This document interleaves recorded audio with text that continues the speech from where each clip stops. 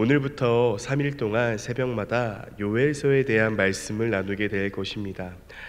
그런 의미에서 간단하게나마 이 요엘서에 관련된 개관을 해보면요. 소선지서의 두 번째 책인 요엘서는 말 그대로 요엘 선지자가 기록한 책입니다. 요엘은 부두엘의 아들로서 그의 이름은 여호와는 하나님이시다 라는 뜻을 가지고 있습니다.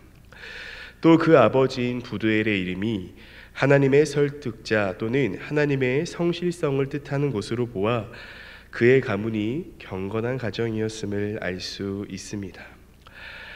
사실 요엘은 다른 선지자들과 달리 그가 어느 시대에 활동한 선지자인지 알아낼 수 있는 자료가 매우 희박합니다. 그래도 성경학자들은 크게 두 가지 설을 이야기하는데요. 먼저는 요엘이 활동한 시대가 유다왕 요아스가 재위 중인 BC 830년경에 기록되었다고 보는 정기설과 바벨론 포로 이후인 BC 400년경의 기록이라는 후기설이 있습니다.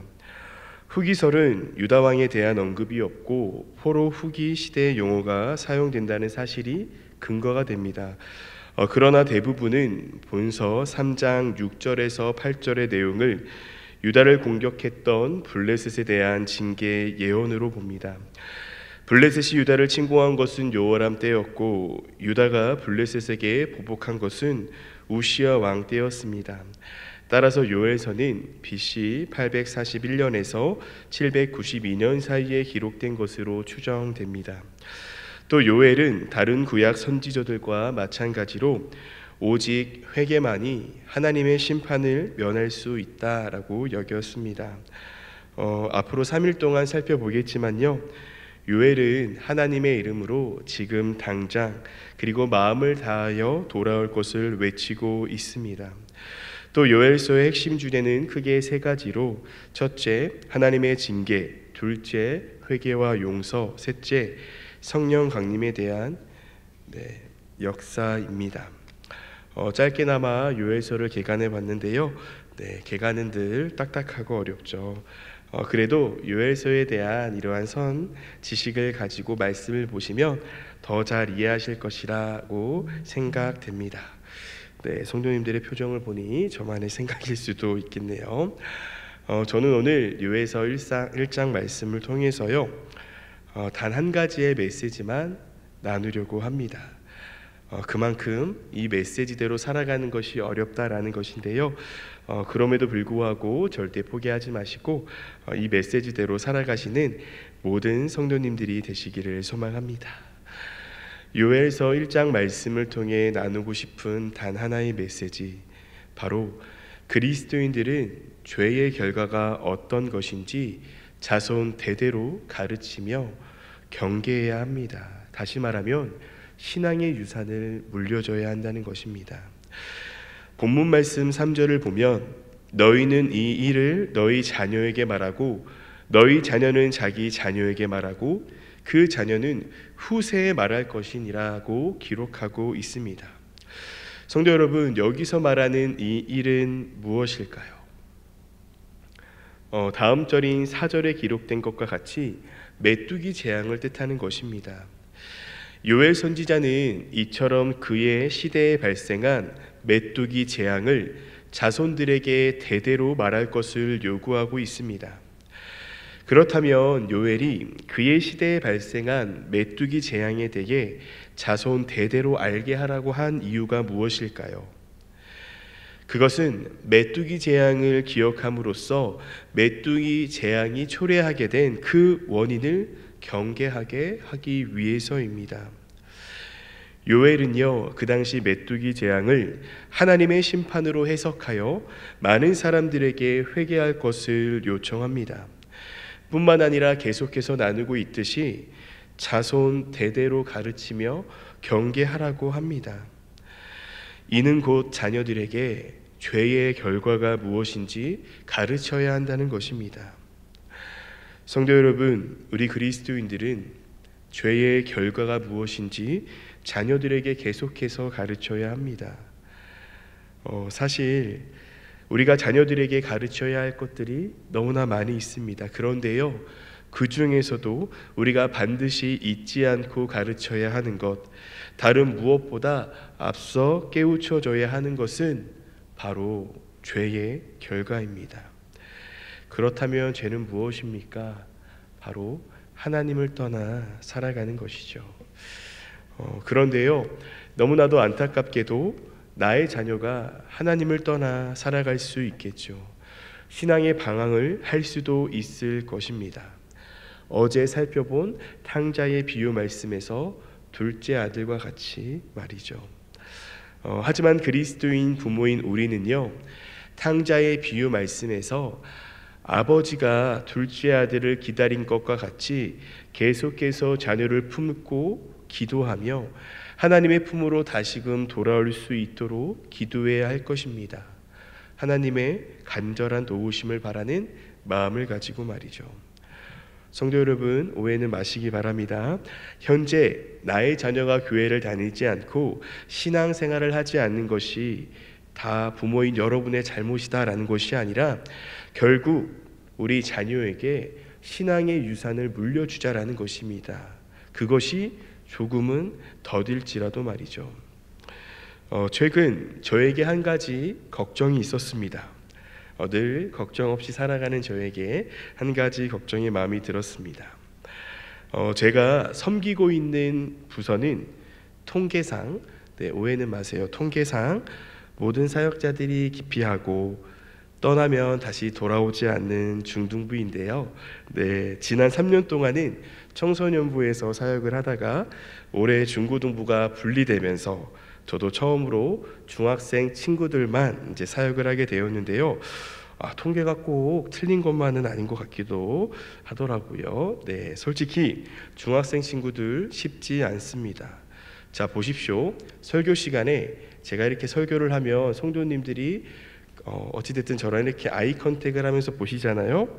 물론 마음속으로는 집에 전기장판을 끄고 왔나, 목사님의 얼굴을 이렇게 부으셨지라는 다른 생각을 하실 수도 있지만 딱 경청해서 들으시는 태도를 보이시죠. 중등부 설교 시간에는 대화를 합니다. 제가 옆에 있는 친구와 대화까지는 이해하겠는데 이렇게 몸을 돌려서 앞뒤로 이렇게 대화도 하고요. 또 어떤 친구는요, 뭔가 이렇게 소파에 기댄 것처럼 편하게, 그래 어디 한번 준비한 거 해보세요 라는 그런 마음은 아니겠지만 뭔가 시몬스 침대에 소파에 앉은 것처럼 편안한 자세로 설교를 듣습니다. 그런데 신기하게도 설교 이후에 아이들과 오늘 말씀과 관련해서 다시금 나누면요, 또 기가 막히게 잘 기억하고 있습니다. 새벽 시간에 조금은 웃으셨으면 해서 말씀을 드렸는데 저를 너무 불쌍한 눈으로 바라보시는 것 같은데, 사실 우리 중등부 친구들과 함께하는 게 너무나 재밌습니다. 그리고 너무나 귀합니다. 요새 저에게 가장 큰 감사와 은혜가 무엇이냐라고 물어보신다면 저는 이 아이들과 매주 함께할 수 있다는 것이 가장 큰 은혜이자 감사입니다.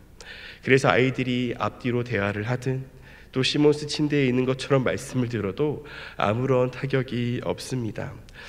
나중에 저도 그 옆에서 눕듯이 한번 설교를 하는 눕방 설교를 해야 하나라는 생각도 들지만요. 그런데 그러한 제게 최근 한 가지 걱정이 순간 들었는데요. 이 아이들이 고등학생이 되거나 성인이 되어 하나님을 떠나게 되면 어떡하지? 라는 걱정이었습니다. 성도님들도 너무나 잘 아시겠지만 고등학교에 진학을 하고 또 성인이 되면 교회를 떠나는 그러한 통계를 보았기 때문입니다. 그러한 걱정을 가지고 있던 때에 어제 나누었던 돌아온 탕자 비유의 말씀을요, 지난 주 중에 계속해서 묵상을 하게 되었는데요. 성도 여러분, 어제 말씀을 잘 들었는지 한번 복습해 보겠습니다. 돌아온 탕자 비유에서 아버지는 결국 누구를 뜻하는 것입니까? 하나님을 뜻하죠. 그리고 둘째 아들은 죄인인 우리를 뜻하는 것입니다. 그래서 사실 이 돌아온 탕자 비유의 말씀의 핵심은요, 죄인의 회개는 하늘의 기쁨이 된다. 그러니 죄에서 돌이켜 하나님의 품으로 돌아갈 것을 선포하는 회개의 메시지입니다.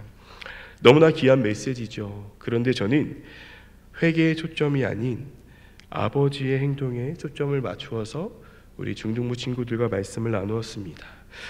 성도 여러분, 한번 생각해 보시기 바랍니다. 아버지가 왜 둘째 아들에게 순순히 유산을 주셨을까요? 또 분명 아버지는 둘째 아들의 성향을 잘 알고 있었을 거예요. 그래서 이 유산을 가지고 집을 떠나는 즉시 허랑방탕한 생활을 할 것이고 이 재산을 다 탕진할 것을 알면서도 아버지는 왜 유산을 주셨을까요? 또 왜 이 아들이 나가는 것을 막지 않으셨을까요? 그리고 마지막으로 집 나간 아들을 왜 아버지께서는 데리러 찾아 나서지 않으셨을까요? 네, 이것을 우리 중등부 친구들에게 질문했습니다. 또 영적인 의미에서는 왜 하나님은 죄의 길을 가는 사람을 그대로 두시는지를요. 자, 우리 성도님들 마음속으로 한번 답해 보십시오. 그러면서 저는 친구들에게 자유의지라는 것에 대해서 소개하였습니다. 네, 어제 나누었던 중등부 설교를 잠시 나누려고 하는데요. 제가 쓴 설교를 제가 발췌했으니까 설교 표절은 아님을 알려드립니다. 그리고 잠시 시간을 거슬러 중등부 학생이 한번 되어보는 시간을 가지겠습니다. 친구들, 아버지는 왜 그랬을까요? 왜 집을 나가려는 아들을 막지 않고 또 집 나간 아들을 찾아 나서지 않으셨을까요? 아들을 사랑하지 않아서였을까요? 친구들, 아버지는 아셨던 거예요. 둘째 아들이 스스로 집을 떠나간 만큼 스스로 자신의 잘못을 깨닫고 돌아와야 함을요. 그렇지 않으면 집 나간 둘째 아들을 강제로 잡아 데려와도 또다시 떠나게 될 것을 알았기 때문입니다. 다시 말해 아버지는 그 아들에게 선택할 수 있는 자유를 주셨고 또 그 잘못된 선택을 통해서 배우게 하신 거죠. 무엇을요? 내가 그토록 떠나고 싶었던 그 아버지의 품이 가장 안전한 곳이라는 것을요. 친구들, 이것을 영적인 의미에서 풀어보면요, 하나님은 우리에게 자유의지를 주셨습니다. 그래서 우리는 때때로 죄의 길을 가기도 합니다. 그런데 하나님께서 이 자유의지를 우리에게 주신 것은요, 우리가 죄의 길에 빠져 영원히 멸망하라는 뜻에서 주신 것이 아니라 내가 걸어가고 있는 그 길이 잘못된 길임을 깨달았으면 다시금 주님께 회개하며 스스로 돌이키라고 주신 것입니다. 자, 친구들, 이 말이 조금은 어렵죠. 더 쉽게 이야기하면 사람이 자기 자신을 변화시키려면 어떻게 해야 할까요? 1번, 엄마의 잔소리를 매일 듣는다. 2번, 자신의 마음을 자기 스스로 다잡고 자신이 직접 변화하려고 노력하며 행동한다. 2번이죠. 다시 정리하면 하나님께서 우리를 억압하거나 가두시지 않고 자유의지를 주신 것은요, 때때로 우리가 자유의지대로 행동하여 죄의 길을 갈 수 있지만 그 길을 가며 내가 죄인임을 깨달았을 때 다시금 스스로 돌이킬 수 있는 기회를 주시기 위해서입니다 라고 나누었습니다. 성도 여러분, 중등부 친구들이 듣는 설교가 결코 쉽지 않죠. 우리 아이들의 수준이 상당합니다. 그러면서 저는 마지막으로 친구들에게 다음과 같이 권면했습니다. 친구들, 혹 우리 친구들이 고등학생이 되거나 20살이 되어 성인이 되면요, 교회를 안 나갈 수 있어요. 하나님을 떠날 수도 있습니다. 물론 목사님과 선생님들은 그것을 원하지 않지만요. 하지만 우리 친구들이 교회를 떠나 세상에 살다가 뭔가가 잘못되었다는 것을 인식했을 때, 다시 말해 내가 이러면 안 되는데 내가 왜 하나님을 떠났지? 라는 생각이 들 때 오늘의 말씀을 기억하는 우리 친구들이 되었으면 좋겠습니다.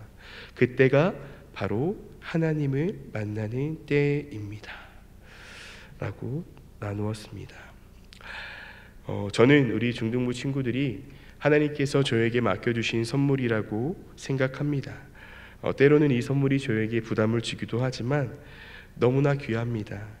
그래서 이 선물과 같은 우리 중등부 친구들이 하나님을 떠나면 어떡하지라는 그런 마음이 들었는데요. 방금 탕자 비유 말씀을 통해 나누었듯이 우리 친구들도 하나님을 떠나 살아갈 수 있겠죠. 하지만 그 길이 잘못된 길임을 우리 친구들이 깨달았다면 다시금 하나님께로 돌아올 수 있는 길을 알려주자, 이정표와 같은 사역을 하자라는 마음이 들었습니다.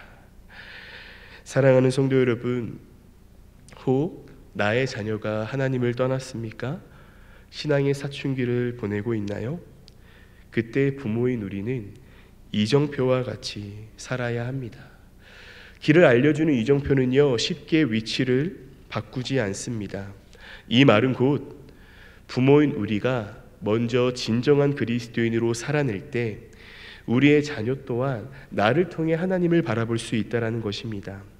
비록 나의 자녀가 지금은 하나님을 떠나 살아갈 수 있지만 그 자녀가 자신의 잘못을 깨닫고 하나님께 회개하며 돌이키려고 할 때 믿음의 부모인 우리가 이정표가 되어야 한다는 것입니다. 무엇으로요? 내가 살아가는 매일의 삶으로 말이죠. 그러니 성도 여러분, 영적인 의미의 이정표로 살아가시기를 소망합니다. 또 이 이정표가 위치가 바뀌지 않아야 사람들을 올바른 길로 인도할 수 있듯이요, 요엘 선지자가 계속해서 나누고 있듯 회개의 마음을 늘 품으며 살아가시기를 소망합니다. 다시 말해, 나부터 매일 하나님을 향한 신앙, 하나님을 향한 믿음을 점검하시기 바랍니다. 물론 그 삶이 너무나 힘들고 고되며 어려울 수 있습니다. 하지만 우리를 늘 기다리시며 사랑해 주시는 주님이라는 믿음의 이정표를 붙들며 나 또한 나의 자녀의 신앙의 이정표가 되어 주십시오. 네, 죄송합니다.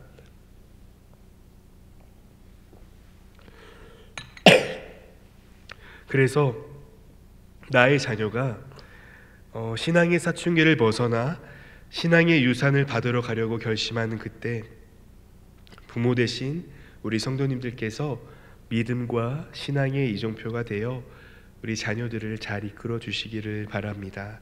그래서 성도님들의 자녀 그리고 자자손손 신앙의 유산을 물려받으며 세상이 줄 수 없는 영원한 기쁨, 천국을 누리며 다 살아가시기를 간절히 소망합니다. 함께 기도하겠습니다. 하나님, 오늘은 요엘서 1장의 말씀을 나누었습니다. 오늘 나눈 말씀을 기억하며 우리 보배로운 교회 성도님들 모두가 믿음의 이정표가 되어 사랑하는 나의 자녀를 주님께서 이끄는 귀한 사명을 잘 감당하게 하여 주옵소서. 또 나의 자녀가 하나님을 떠나 신앙의 사춘기를 보내고 있다 하여 불안해하고 걱정하는 것이 아니라 언젠가 하나님의 때에 하나님의 방법대로 주님께서 만나 주실 것을 간절히 소망하며 기도하는 영적 부모로서 살아가게 하여 주옵소서. 또 그러한 삶을 살아가기 위해 늘 주님 앞에 회개하며 신앙을 점검하는 삶을 살아내게 하여 주옵소서. 주님, 지금 이 시간 삶의 여러 어려움을 겪고 계신 성도님을 위해 기도합니다. 그 어려움 가운데 의지할 수 있는 분은 오직 주님이십니다. 그러니 주님, 지금 이 시간 그 어려움을 겪고 계신 성도님들의 삶 가운데에 주님께서 찾아가 주셔서 위로해 주시고 회복시켜 주옵소서. 주님, 오늘부터 3일 동안 시니어 일본 선교 여행이 진행됩니다. 선교여행 가운데 성령 하나님이 함께 하셔서 단 한 건의 안전사고도 일어나지 않게 하시고 31분의 어르신들과 섬김이 모든 분들, 또 담임 목사님과 사모님 그리고 안윤서 목사님 가운데에 주님께서 늘 함께하여 주옵소서. 또 그곳에서 주님의 사랑을 전하는 귀한 사역도 잘 감당하게 하여 주옵소서. 주님, 드려진 예물을 위해 기도합니다. 주님께 시간의 예물과 물질의 예물을 드린 손길을 기억하여 주시고 기쁘게 받아 주옵소서. 감사합니다. 사랑이 많으신 우리 구주 예수님의 이름으로 기도합니다. 아멘.